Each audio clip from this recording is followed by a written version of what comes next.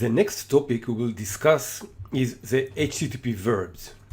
So, what are actually the HTTP verbs in REST API? So, the verbs set the action to be performed. So, when REST API receives a request, it first looks at the verb and can decide what is the actual action that should be performed with the resource. Now, when talking about actions, there are usually 4 types of actions that are made or executed in REST API. These actions are retrieve a resource, add a resource, update a resource, and delete a resource. Now, these 4 actions are so common in data-oriented applications that they have their own acronym, which is CRUD. And CRUD stands for create, read, update, and delete. These are the 4 actions that you will usually execute on data or information in information systems, and you will probably stumble across this acronym, the CRUD. So if you do, then simply remember what it means. Again, create, read, update, and delete. Now, HTTP verbs are not an invention made specifically for REST API. It's actually part of the HTTP standard. You can take a look here, and I know it's quite a long paragraph and a little bit complicated, but you can look here at the HTTP standard and you can find it at the URL at the bottom of the page.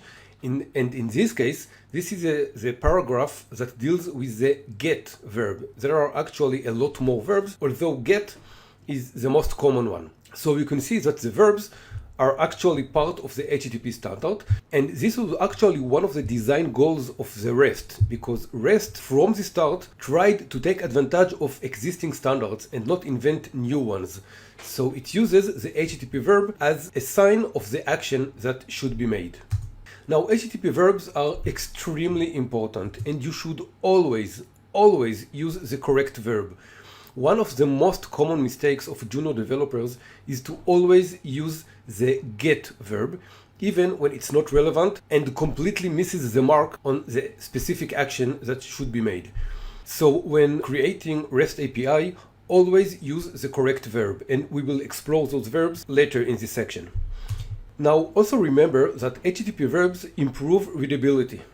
For example, if you look at a URL in REST API and you note the verb at the beginning of it, then you have a general idea of what this API should do. So, for example, if you see a REST API beginning with get as the HTTP verb, then you already know without looking at the code what this specific API is expected to do. And that will be probably retrieving or getting a resource. So HTTP verb must be treated as part of the URL. It's not some bizarre detail that no one is talking about. It is an extremely important part of the URL and should be treated like that. So, with that in mind, let's deep dive into the various verbs that we will use in REST, and we will begin with the get verb.